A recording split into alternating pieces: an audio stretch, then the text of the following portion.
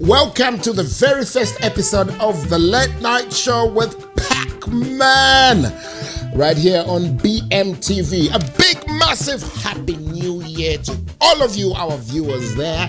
I hope you've got some New Year resolutions and that you managed to bring to life the ones that you set last year. Of course, we shall be reviewing the year 2025 to see what exactly happened. But just allow me to tell you what this show is all about. This is a show, this is our show. We're here to have a laugh. We're here to make fun of all the rough things, the sad things, the bad things, the challenges that we all go through. Some of them we can't do anything about it, so we might as well just have a laugh. So every Friday, make sure you tune in to the Late Night Show with Pacman. 2025. It was a dark year. You get it? A dark year. Load shedding. Well, no. I think 2025 is the year that we saw the really dark side of load shedding. We were load shedded like. Can you imagine? Oh, thank you, Zesco, by the way. Yeah, power has improved, won't lie. Yeah, 10 hours, and in some instances, much more than 10 hours. Thank you very much.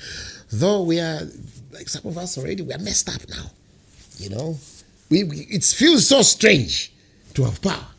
It really feels strange. The other day I went to buy some candles, like a lot of candles, but there was power. But because we just panic all the time, it really feels strange. We don't even take the relish out of the deep freezer anymore. We'd rather have that relish. It's a rock solid piece of rock because we just don't know.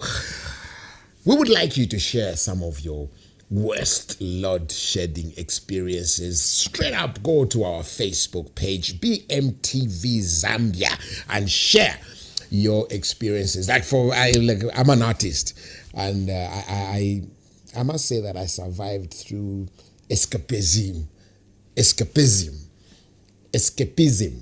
I must say that I survived using escapism because I would just escape into one of my several characters that I imitate. That's how I entertain myself. Sometimes I'll be making beatboxes and the kids will be like, what's going on with daddy? That's because phone is dead, power bank is dead, laptop is dead, can't watch TV, you can't do anything. So what do? So we would like to hear from you as well. What were you doing during the darkness? Did some of you find solace doing a lot of dopes, or what did you go into prayer? But anyway, 2025 is going to go down as one of the years where we were really, really load shedded. Something else. On a very sad note, this is the year that we lost the 6th Republican president, Mr. Edgar Chagwa Lungu. May his soul rest in peace. He passed on the 5th of June. Unfortunately, and this is no laughing matter, he remains unburied up to now. Zambia, I'm calling upon all of us, please, let's bury our president. Let's find an amicable solution. Let's bury our president. It's long overdue now. It can't be more than 6 months. Honestly, President Lungu is still there in that funeral home, still there in that morgue. It really breaks my heart, So 2025 saw us lose a former president, and unfortunately he still remains unburied. It's also the year that the controversial Bill 7 was passed. We saw the Bill 7 issue come up. I don't know. Every government comes up with some bill, Bill 10, Bill 7, Bill X. This year was Bill 7. It did raise a lot of doubt. But hey, finally it was passed. It's now law. But yeah, this is the year that we saw the Bill 7 become law. It's also the year where Zambia. Someone accused President Hakainde Hichilema of impregnating Chipo Mwaka. I mean, who does that? Bali was so upset, he called Chipo up. Hey, Chipo, come here. Is she pregnant? Wow. And we also saw some guys using AI to create a video like Bali was kissing someone. Who does that? All that was in the year 2025. You guys, let's be using AI for constructive things.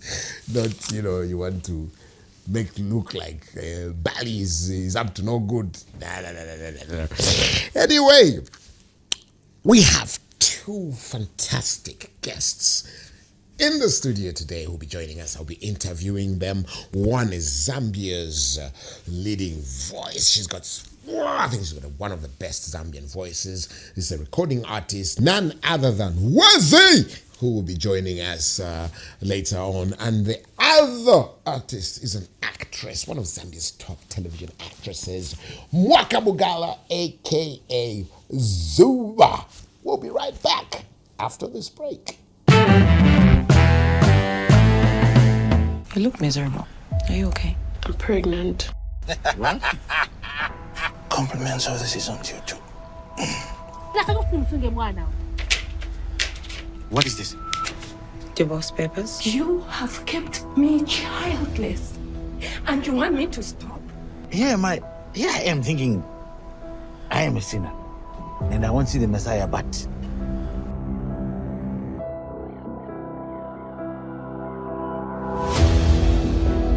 what happened to this woman in the picture? You spend the whole day wrapping my woman up in a tank. So do you think I buy this as decorations? I know you think I'm the cause of this. Believe me. I'm 100% okay. What are you doing? Come on, please. What is this? You don't wear them. But those are still mine.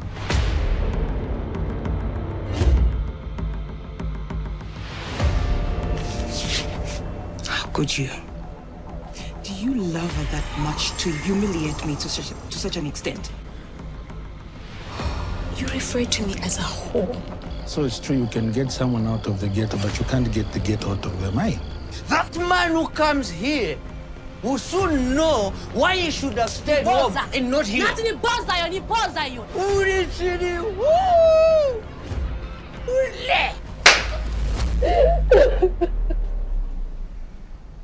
You are the reason why.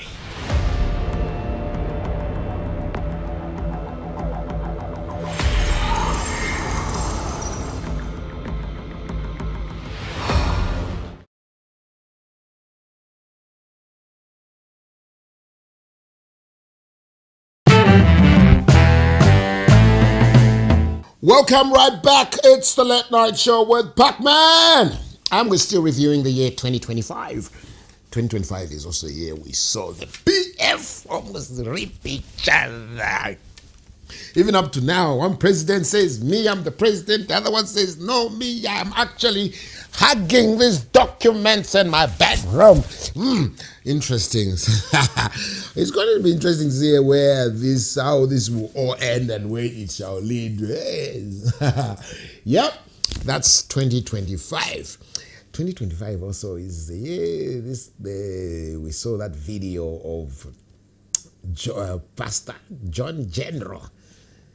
That one just kills me. When I get sad or depressed, I want to lift up my spirits, I just play that video. Andrew Valakamwakako. Is enough. Wakamba Fiambili. And in case you don't know, the Andrew that he's talking about is Andrew Ejimadu, popularly known as CR1. That's the one that they were having, they were having a go at each other, John General and CR1. Have you seen that video? Let me just play a clip for you. Andrew vala kamwa kako. Andrew, shut your mouth. Nizi bake ulinganga. I know to say you're a witch doctor. Na niku zibisa ija 20 days. And I'm telling you that 20 days. Ya mene unalai na ma minister. Which you promised minister. Nifuna in the first unichite nayo attack. I want you to attack me with it. Nifuna kubelieve. I want to believe. Ija power ya. That's your power. Ni ya God. Is it for God? Olo ni ya muntu. Or is for human? Tuyesane nayo. We should test each Mwamene other. Elijah. The word Elijah. Ulubiri ya Carmen. At the mountain of Carmel. Ezana imirira. Na maprofita ya Baal. The false prophet. Is enough. Wakamba vyambi. He's spoken a lot. Vala kamwa kako. Shut your mouth. Na mtumiki wa Mungu. And the servant of God Afunikila kuziba. needs to know. Ni chani chamene ni kamba. What am I talking about? It's enough. Wakamba Fiambili. But that guy interpreter also is the one who adds like a flavor to the whole video. Absolutely crazy. 2025 is also the year when Chela Tukuta told us that there's some some supernatural activities going on in Changwei. It has actually even been alleged that someone took Patson Daka's name somewhere there. That's how come he can't do backflips anymore. That's crazy. That's cruel. I think it's very strange that we were concentrating on the fact that he couldn't do the backflip, forgetting why he was actually attempting to do that backflip in the first place. He had just scored for us, Zambians. Let's appreciate. He had just scored a goal for us against Mali. Otherwise, we're going to come back from there embarrassed. We would have come out with no goals. But Patson scored one for us. He couldn't do the backflip. So I don't believe nobody put his name in Chongwe. So anyway, that's the year that Chela Tukuta told us that it's happening. You don't know. Is your name in Chongwe? Do you know? Anyway, we also saw in the year 2025 the dual carriageway. It could take, I think, up to almost 4 or 5 hours just to move from, I think, 10 miles and to get into the city. We're very happy. Big up to the Road Development Agency. At least that's been sorted out. But that was something. When it was on, before the road cleared up, it was really something else, to move that short distance. But hey, all that happened in the year 2025. And as we were closing the year 2025, my daughter, Tiana, went through a bit of with Chile One. At the last minute, he was supposed to, next thing, we're all seeing, that's where it's happening. I'm going to get very serious about this one, though, because there's nothing funny about this. I just want to address all of us, especially social media users. Let's not be hypocrites. You've been torturing this little girl over and over again. We're making fun of her, memes, videos. I'm seeing, it's like we're enjoying. I was someone came to me, because I'll be very honest, I don't get it. It's just because I know Tiana, I know her from the Zuba days. I was executive producer on Zuba, and that's how I know my daughter. So someone came, oh no, Tiana, no, please, I'm not someone who goes into those gossips, or I don't pay attention. I'm a blockchain business type guy. But this story, it's really disturbing, because it doesn't matter how much Tiana posted about her relationship with Chilewan, but what about our response? What happens if you overpressure the young lady and then she does something drastic? The same people again will turn around, that's being, for want of a better term, let's not be hypocrites, people, please. Let's not be hypocrites.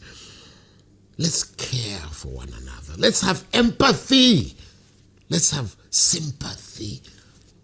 what Tiana's going through, it's not pleasant. It's not pleasant. No one would want to go through that where someone has assured you you're going to marry you and then all of a sudden, of course. But just because maybe you had posted previously, you were over-posting, then that should be is that the punishment? So please, I'm just appealing to all of us on social media. Let's give the young lady a break. And life goes on. As for you, Tiana, don't worry, life goes on. You know what I'm saying? We got you. Don't worry, life goes on. And another lesson to all of us, don't overpost things on social media as well. That's how it is. Don't overpost things on social media.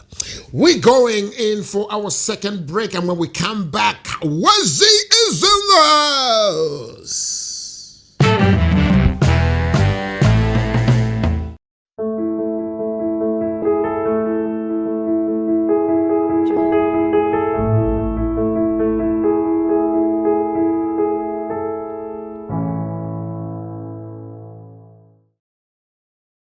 You look miserable.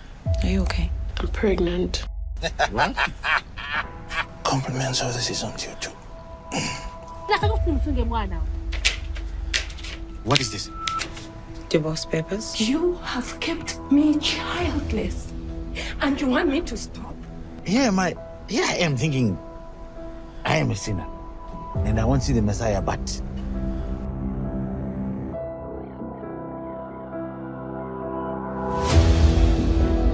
What happened to this woman in the picture? You spend the whole day wrapping my woman up in a tank. So do you think I buy this as decorations? I know you think I'm the cause of this. Believe me. I'm 100% okay. What are you doing? Come on, please. What is this? You don't wear them. But those are still mine.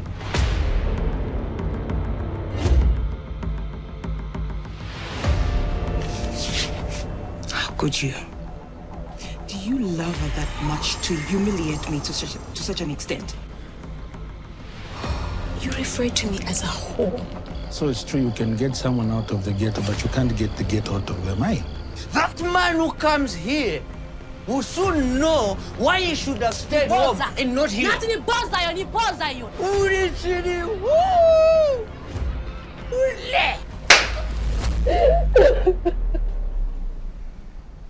you are the reason why.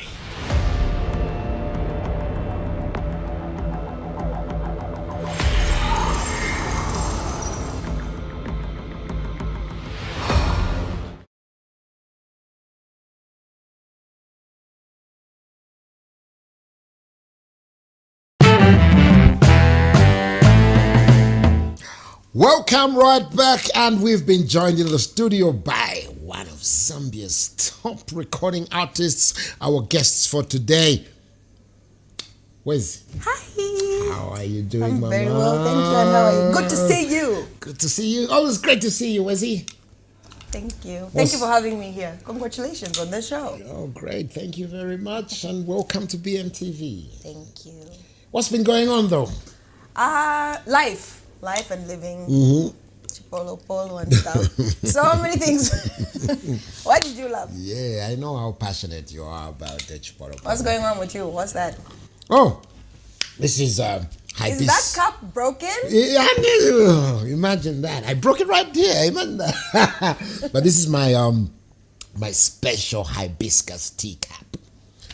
I'm getting old, man. I'm 54 years old now. Are you saying young people can't drink? Are you telling me young people can't drink hibiscus? Young people can drink. Okay, the real reason I drink hibiscus tea is because it does help a lot with my BP.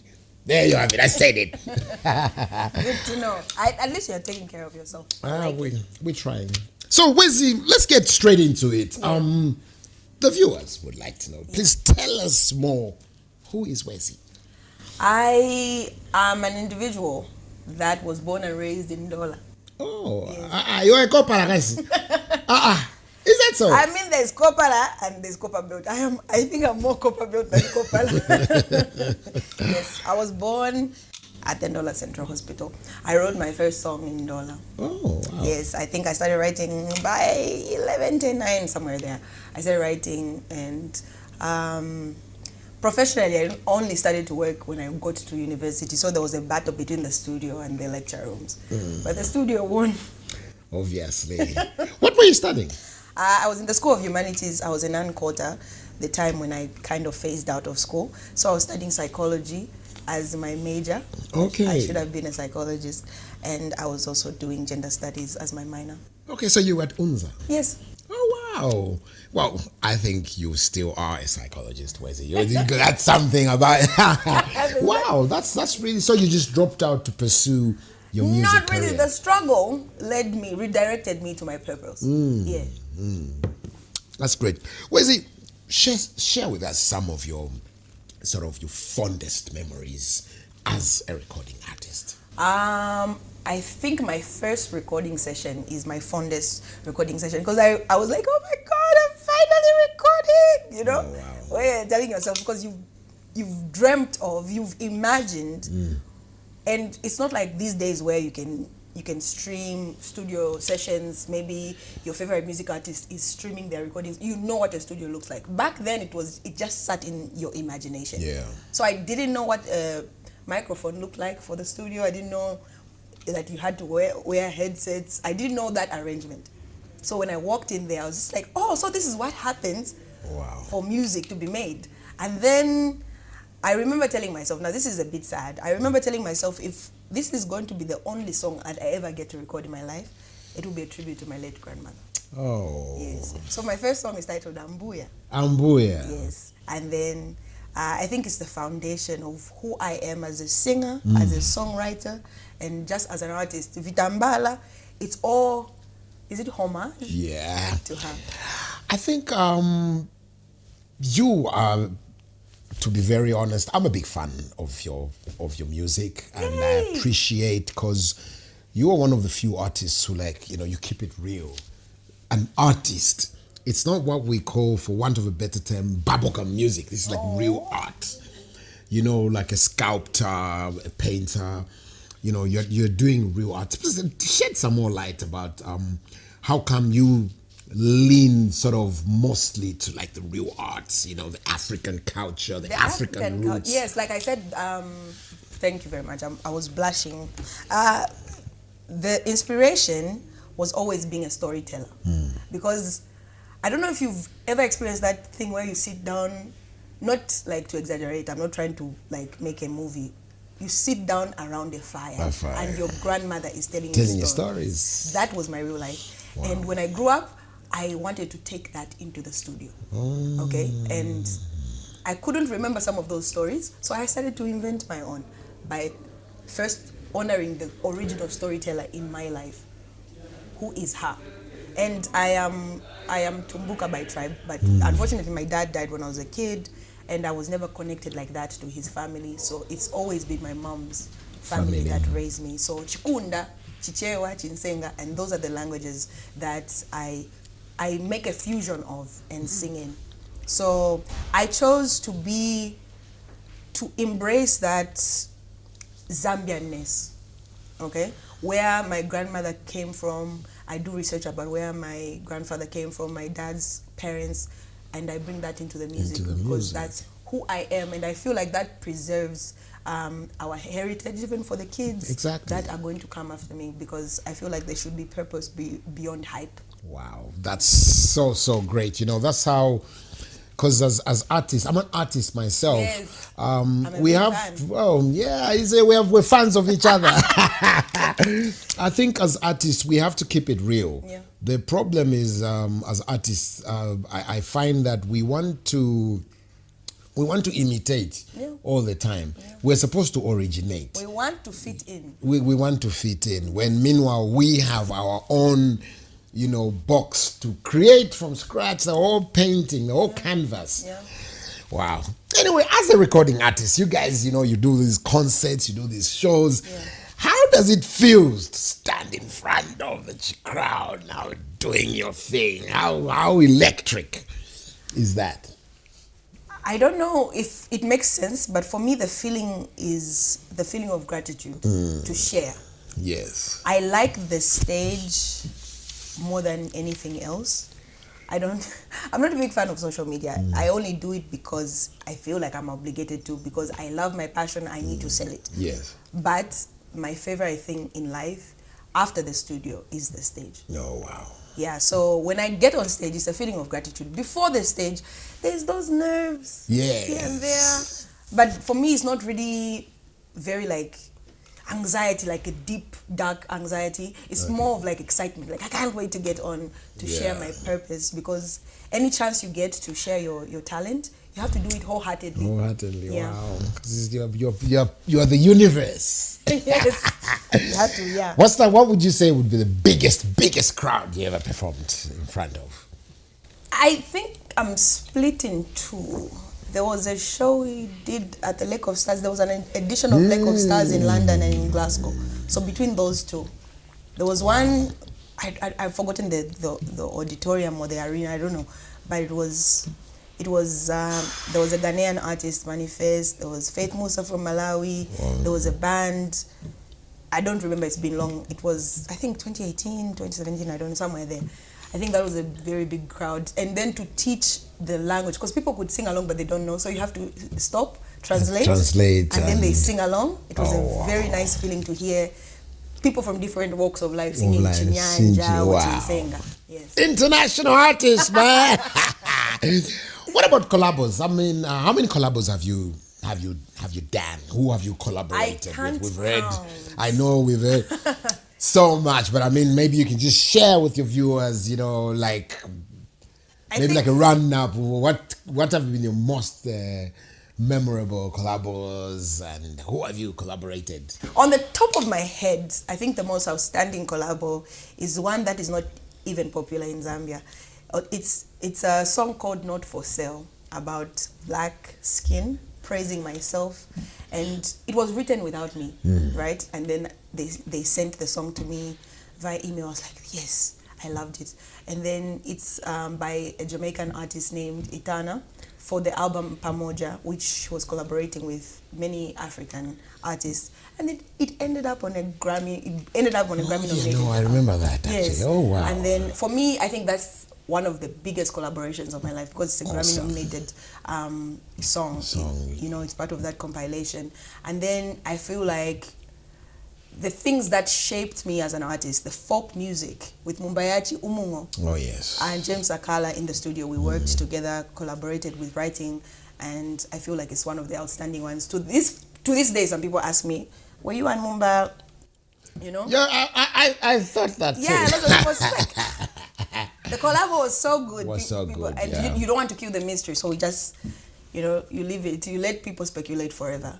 And then the song with Wills, Toliwe, is also one of those songs where I feel like I made a sibling in the music business, because ever since we're like family. Yeah. And then I idolized Zone Fam, I idolized Maureen Lilanda, I idolized the women in music, Kantu, Bombshell, Cleo Ice Queen. I've worked with them, and I treasure our collaborations. And then also the hip hop artists. I've worked with Chef, I've worked with Mark 2, Alpha Romeo, even Dizzo. I love hip hop, but I can't rap. So whenever I get the chance to sing on a rap beat, you gotta take it. Awesome. Yes. Let's go back to our African culture. Yes. You know, like as an artist, and you know, artists, we have a very heavy responsibility, because we set trends. You know, people look up to us to say they're gonna dress up like this. They're gonna, you know. I'm very impressed with how you keep your Africanness real. You ain't even got no nails, man. You know what I'm saying? You got your real nails. You know, your real nails.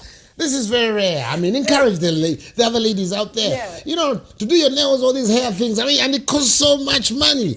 I hear some wigs are a price of a Honda Fit. You know, I mean, but how do you manage? First of all, I feel like there's nothing wrong with having the nails and the whatever hair. It's about preference.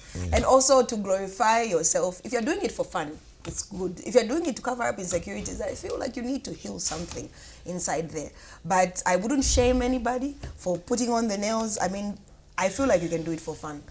Like the way that I put earrings, it's just accessorizing yourself for whatever. It's for fun. But there are people who do it from a place of inferiority or self-hate, and we need to now dissect that and take that in, and we need to heal. So yeah, that's my encouragement. You need to embrace where you come from, because when you walk in, be yourself. Yeah.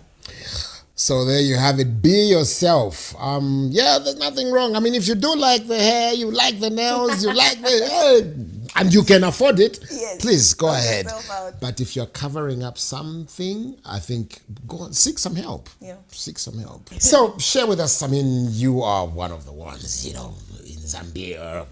What are you doing right now? What projects are you working on? What's your catalog looking like? Soul music, folk music, traditional Zambian music. I am now like a real producer. I'm producing my own music. I'm collaborating with music producers and instrumentalists. So that's currently happening. It's been going on for quite a long time. People are demanding for new music, but we can't rush it because at the end of the day, when you drop quality, of it course, will be the same people that will be criticizing you. Yeah. So that's what I'm working on. Awesome. This late night show is also an anti-child defilement and an anti-tribalism campaign. Okay. So we want to get the word out there every day. Not a single day passes. We hear some very disturbing stories. A guy has defiled a baby. This man has defiled his own biological child. It's child defilement. Yeah. It needs to stop. What's your take? How do you think we can best fight this ill?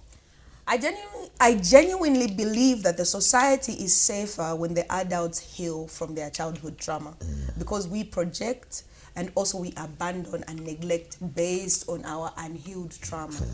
Okay? So if your mind is in a place where it's okay to harm a child, regardless of gender, if the child is male or female, then you are the problem. And we need to isolate those people, not out of, what do you call it?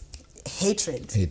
Just to isolate them from society for the safety of the kids. So things like, no, this person was caught red-handed touching a little girl, and then they went through a whole process, a judicial process that found them guilty, and then 2 seconds later, maybe they spent less than a year, they've been released, and the child has to be exposed to that same person again. It's not good. So we have to make sure that we have stiffer laws, and we have to make sure we are in society working together as men and women to protect the kids. There we go. What about tribalism, which is the other, ill that we're seeing? It's ugly head rearing up here and there, now and again. How can we best address this? I think that when we glorify negativity, we kind of make it look like the evil is winning. It's like you're a Christian and you're always talking about the devil. The devil, yeah. Yeah. So I feel like we need also to amplify the voices of the people that are unifying the country because when you're talking tribal, you're kind of doing the tribal also. Yeah, exactly. So when you are amplifying love, it defeats. I think it's Martin Luther King that said the only way to defeat darkness, the only way to drive out darkness is with light. So yeah, let's talk about unifying the 73 tribes and just amplifying the beauty of living in harmony as the 10 provinces. Thank you so much, Wezi. As we wrap up, what would be your advice to upcoming artists? People who want, young girls, young boys who want to do, were thinking of doing what you are doing. What would you advise them? What are the do's, what are the don'ts? What's your advice?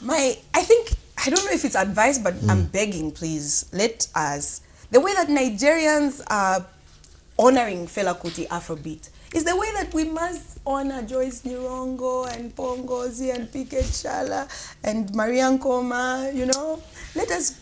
Very wise young lady. So, yeah, Afrobeat is nice. I'm not saying let's not do it, but let's remember also to pay homage and keep our heritage going by embracing that authentic Zambian sound, because we do have it. There's Kalindula, there's the Napiche and Kazembe, Mulemena Boys. There's so much to tap into. Exactly. And also, please, upcoming artists, you're not entitled to collaborations with established artists. You don't need them to blow up.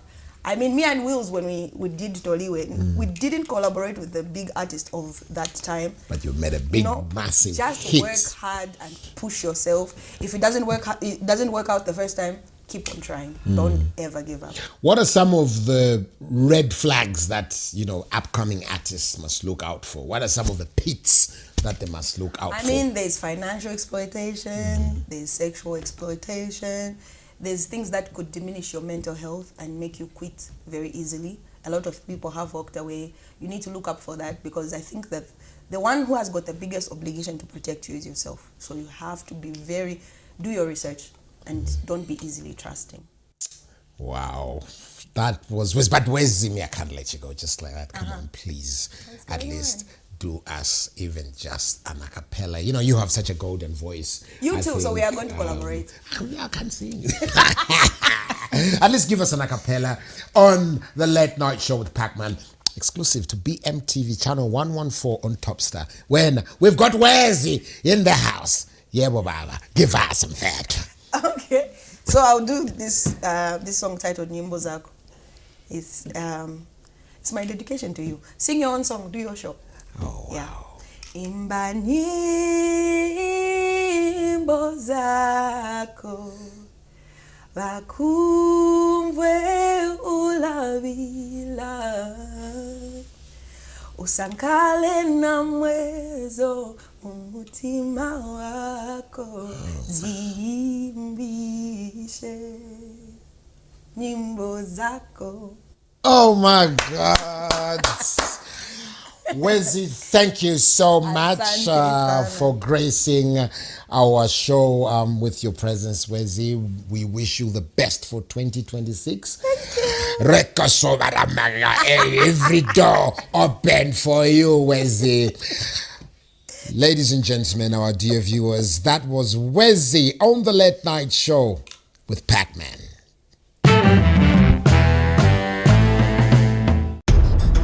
In a nation searching for answers, every household has a story, and every story is shaped by the politics of our time. Your struggles, your hopes, your future. We bring you the voices of the people and the leaders who must respond. Because a stronger democracy starts with informed citizens. This is where Zambia comes together to talk, to question, and to push for better. Your voice, your power, your Zambia. The Political Square. Only on BMTV. Zambia's light, Zambia's voice.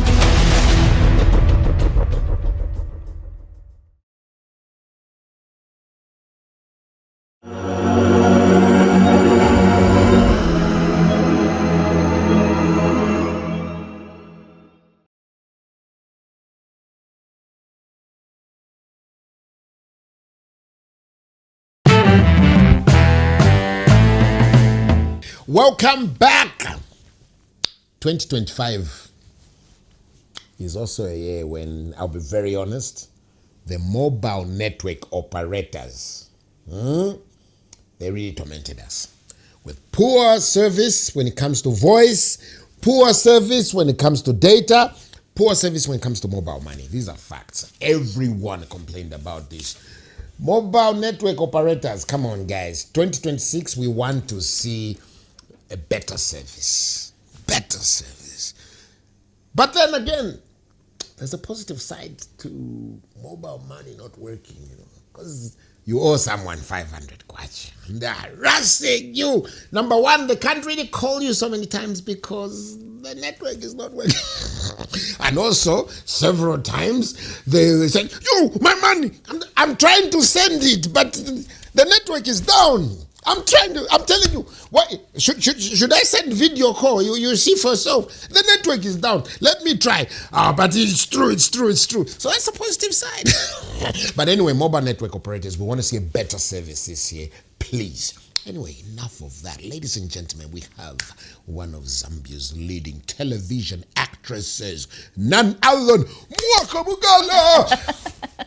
One of our biggest names on Zambian television. Mwaka, what's up, man? What's up? Yeah, you've never been interviewed by a comedian before. No, I have not. I'm scared. It's the first time for everybody, for everything, eh? Yes. But how have you been, Mwaka, otherwise? I've been good. I've been very good. Yeah? Mm-hmm. Okay, so let's get right into it. Yeah. Who is Mwaka? Mugala?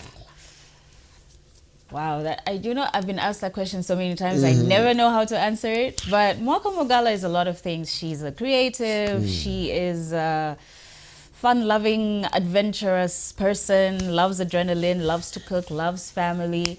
I grew up in a family of 2, and it was just, my mom, my dad, my brother, and I. But we did have a lot of visitors, so I'm very family oriented because of that. Awesome. Yeah, and I've always been a creative. I've always loved the arts, both performing and visual arts. So I do draw, I paint, I sculpt. I didn't know that. Yeah, a lot of people don't really know that because I haven't done that in a long time. It's something I used to do when I was much younger. But when film took over, I guess, you put everything on the side. not intentionally. It's just I didn't have the time. But I'm hoping to get back into it because that's my first love. Oh, yeah. I mean, I would love to have a look at some of your work. Eh? Yeah. And by the way, I know your dad. Your dad is a very close friend of mine, my older brother. So we know Alex and I have known him for a very long time. Wow. Yes. Awesome. And you've done really, really well, Mwaka, as Zuba. Thank you. It's been amazing. We know Zuba's come to an end, though I think I just want to, this is so nice. Mwaka, you've brilliant. Good stuff. Thank you so much. So, share with us some of your most memorable experiences, especially on the Zuba set. Wow, one of my most memorable experiences is the first season. I think this was, must have been after some time of shooting. It was the first time we shot in the village scenes. And I remember we were shooting the opening montage, where I'm running and, I'm happy to share that I've passed my exams.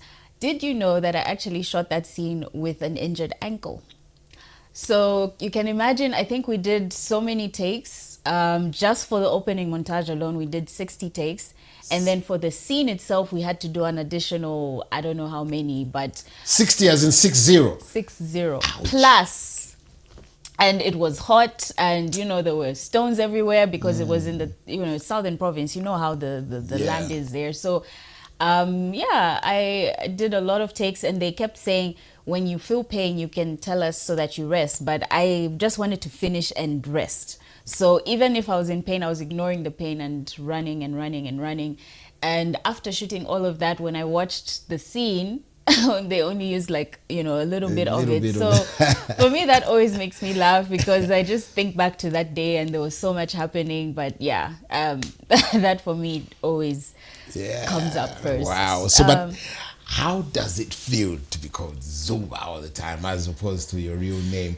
I've had that problem. I gave up. I gave away my name. I stepped into Matongo. It's like, what? That's my name. Nyapa Mkombo manji. So that's it, isn't it? You're Zuba. I've taken it as my middle name now. So sometimes it depends on the situation. If it's children, usually I'll just, it's like they're kids, so I'll be a little kinder to them. But when it comes to adults, some of them even know my name, but they say, no, we know that name, but we'll call you the other name instead. And then I'll just be like, politely say, okay, guys, if you could just call me by my name, I would appreciate it.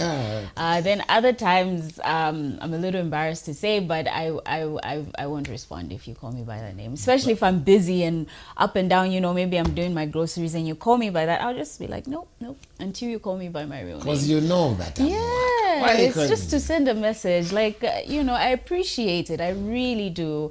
But I just wish people would just respect that I have a real name and I'm not the character. A real life. But those are characters. They're just But I guess because you play the role really well, I mean, you played it very, very well as, Zuba. It came out so well, so convincing. Thank you. People don't want to also come away from the fantasy that they've created. So I suppose. Because sometimes family members. I even think maybe it might even be difficult for them to accept if I did another role that's completely different from. Yeah. Then they'll be like, no, let's just stick to Zuba.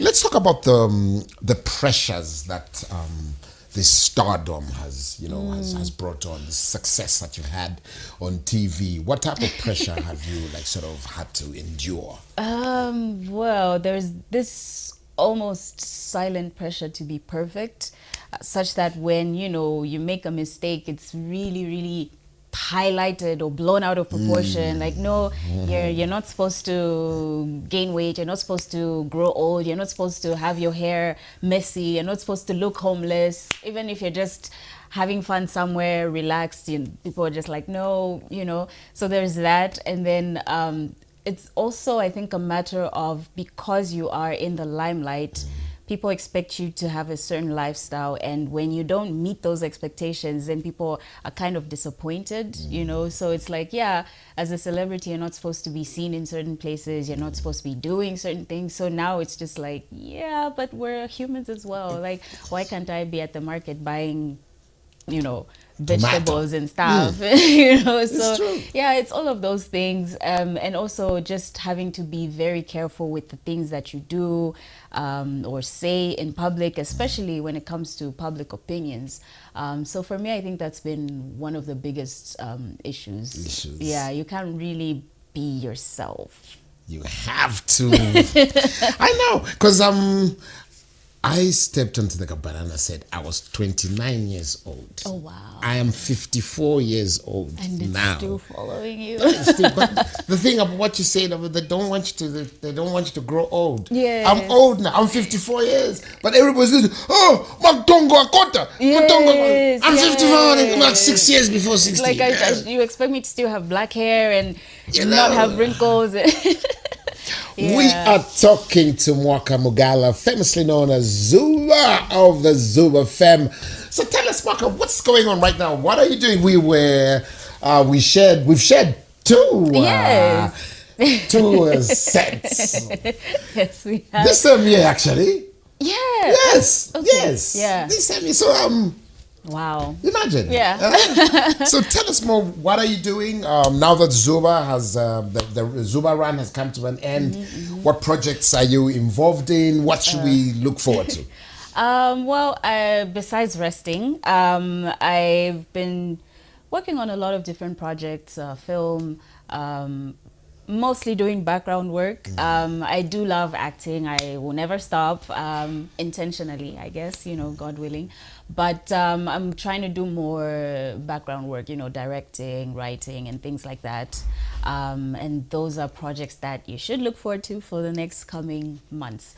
But I've also, been working on other productions. We did Luyando together. We did another production, which is upcoming with Wycliffe, which is a feature film. So yeah, I've been mostly doing a lot of that, a lot of brand deals as well.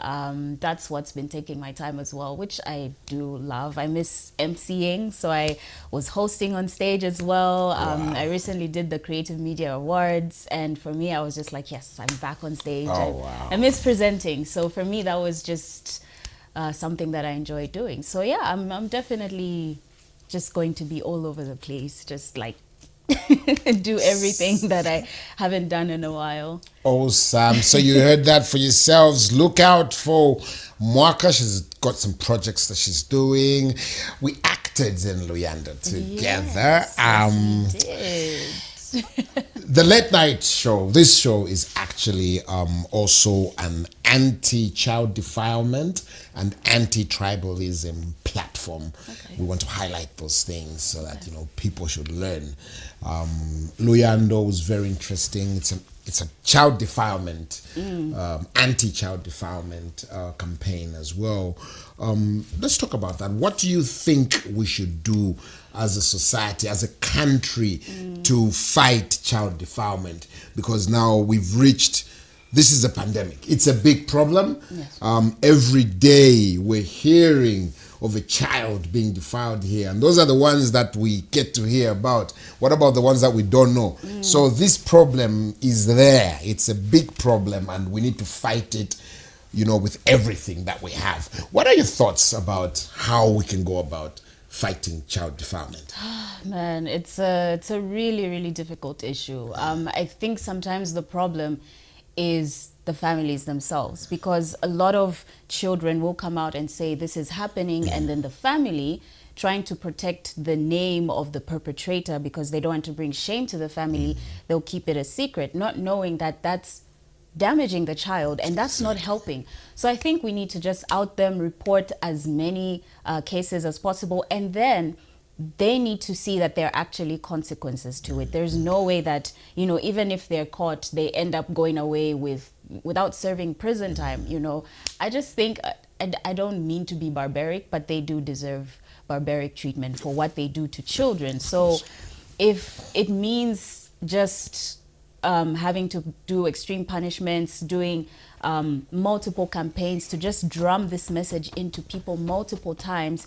I mean, I've seen a lot of people working against child marriages in the rural areas, but I think in the same way that they're doing that, they need to keep reinforcing the message of stopping child defilement, and, you know, even the authorities having to actively fish out these culprits and you know, make them pay for their crimes and not just let them go off easily. Yeah, that can be a start. I know there's a lot more that can be done, but I think it's a start just to send out a message, because really at the end of the day, it's the people in the mines, they're sick. You know, you can't say, no, it's because of what the child was wearing, or why wasn't the child being attended to, why was the child left alone. No, it's the perpetrators that are the problem. Sick, exactly. And those are the people that need to be targeted. Exactly. But also to reinforce the message in families, to just let them be more attentive to children. I know sometimes, especially with the economy, everyone's working so hard, they're focusing on feeding the family without giving the proper attention to the children. But people need to be more attentive to their children. If there's any strange behaviors, you know, with their children, look at that immediately. Protect your children as much as possible. Yeah. Awesome, awesome. Have you been harassed sexually on all the sets that you found yourself? We're going to talk about this as well, because I know that much as we know child defilement, you're talking about children, but also women do suffer sexual harassment, abuse. Yes. Because, I mean, obviously, there's nothing wrong if you're a guy, you see a nice woman, you're a guy. That's what you gotta do. But harassing another person, you know, with unwanted messages, bothering them if she's told you no, or asking for sex so that you can be, you know, cast and, you know, share. Would you mind sharing some of those experiences if you've Of course, gone I through wouldn't some of mind. that? I mean, this is something that needs to be talked about. I think a lot of women, if not all, have experienced harassment. And I experienced it on and off set, you know, of course. Offset, you know, a lot of people, fans coming into my inbox and saying very inappropriate things. And a lot of times I think people misconstrue exactly what harassment is. Even just saying something suggestive is harassment. It's a sexual harassment, yes. So yeah, I've definitely experienced it. But what I like to speak out. If I'm uncomfortable about a situation, I will let the person know there and then that, you know what, look, this is not the type of person I am. This is unwelcome. And I think it's important for a lot of women to just set boundaries out there. As for being asked for favors in exchange for a role, I haven't experienced that locally. Maybe it was said to me in a subtle way, and obviously in that same subtle way, I just shut it down. But there was an incident in SA actually, where, you know, I'm trying to meet an agent, and we had a meeting, it went well, and then next thing they're sending me a message after the meeting to say something that was quite inappropriate. It's like, if you want to go far, we have to be in a relationship. And obviously when you're in a relationship with someone, there's certain expectations you have to meet. So I just found that very odd. I was like, oh, is this how it's done? So yeah, that kind of discouraged me. At that time, I was just like, yeah, no, I'm not willing to do this to get to that level. Yeah. Some people are prepared to do anything to get there.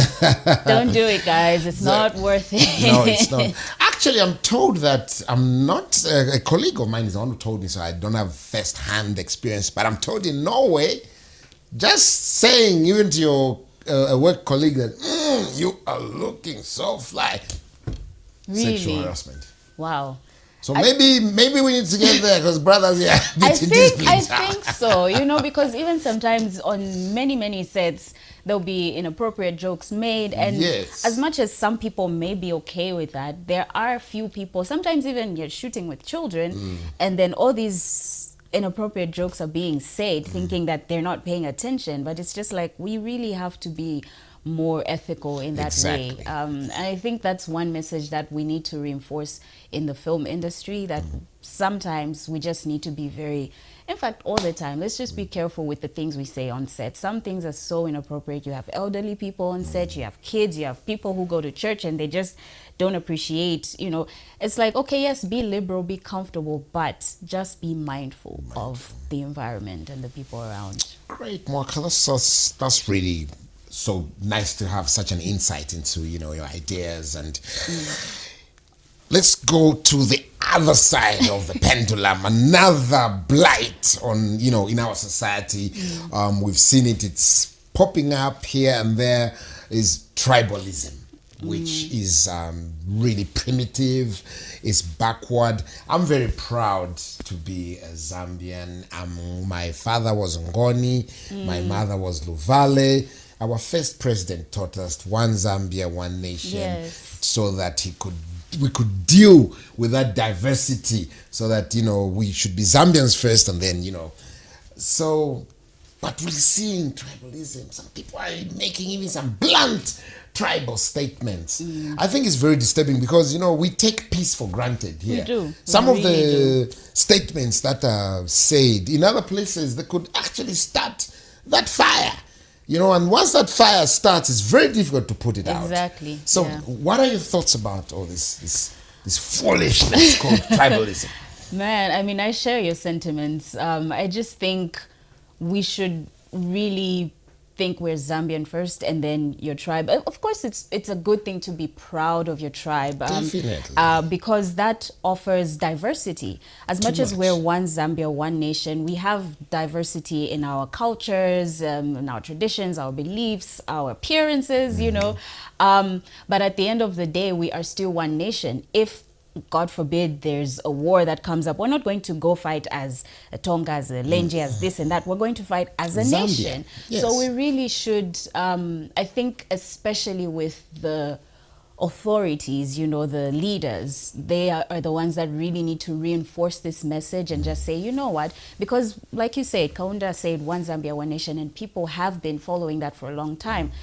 It's really up to the leaders to reinforce this message and say, look, there is no need to segregate your brother or sister just because they're of a different tribe. And of course, you know, there's those silly jokes, you know, but that is where it starts. It starts from the jokes, and then people start to take it differently, and then it goes to, oh no, I can't marry from this tribe, I can't do this from this tribe, I can't work with that tribe, and then that ends up taking us back instead of forward. Because when a nation is divided, it's hard to develop as a nation, because then we're just like, no, I can't do this because of this, I can't do this because of that. What does that do? It's not only hurting our future, but it is also hurting our country as, you know, the economy, because that puts a halt to development. You know, united we stand, divided we fall. So that is the best way I can put it, and hopefully this message can be reinforced by our leaders, because people listen to our leaders, they listen to people of influence. So I think those are the people who should really take up this message and just drill it into people's minds. Very wise words there coming from our own Mwaka Mugala, aka Zuba, our leaders, both from the ruling and the opposition, or civic leaders, church leaders, religious leaders, you know, community leaders. Let's all start talking one language. Let's all be on the one page. Tribalism is a no-no. It's not a good thing.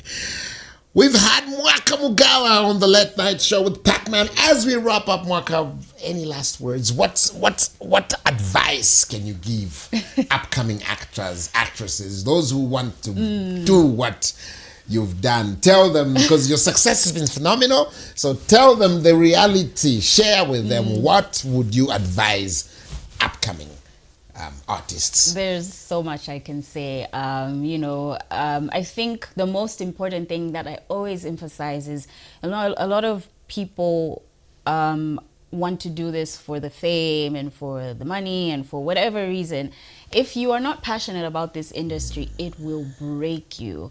So I think passion first. If you're doing this as a career, you have to love it first, because the hours are crazy. You're going to miss out on a lot of things in life. Your health will be in jeopardy. So if you don't have that passion, that drive, it will break you. And then you end up even resenting the industry. So do it for the passion. Don't give up. Do your research. Don't just think your talent is the only thing that's going to take you far. Do your research. Be disciplined, be professional on set. A lot of producers love professionalism just from the auditions. They can tell. A lot of casting directors will be like, yeah, I don't want to work with this person. So don't go in with an attitude. Go in with an open mind. Be willing to take direction well, because when you're on set and they're telling you to do this and you're doing something else, no one will want to work with you. No one wants to work with someone who's difficult. Just be professional on set. Don't be too chatty with, the crew when they're working. Don't touch equipment, there's a lot that I can say. But I think professionalism and discipline is one of the most important things. Passion, do your research. And the most important thing as well, before I miss this out, is to take care of yourself. An actor's tool is their body. So if you're tired, if you're not eating healthy, if you're not exercising, you won't be able to remember your lines. You won't be able to do 6 a.m. to 12. Yeah. So it's important to take care of yourself first, prioritize your physical and mental health, stay grounded, and just if you can have a mentor as well, that can help, because sometimes, especially when you get into the limelight, that is a given. As an actor, even if you try to stay away from the limelight, you will still have to interact with a lot of people. Definitely. So have someone advise you on how to conduct yourself around people, and also just form a network. No man is an island. So as an actor, you need your network. You need people who will be able to think of you when there's a role and say, hey, give this a try. But if you just exclude yourself from people, they'll just be like, I'm not sure about that one. Yeah. So those are just some of the tips that I can give. Awesome. Mwaka, thank you so much for giving us this privilege, coming to feature on the Late Night Show. We shall be calling upon you now and again, but thank you so much. It's been the Late Night Show with Pacman Wakuyi. Join me again next week, same time on Friday, only on BMTV. It's the Late Night Show. Thank you. See you next week.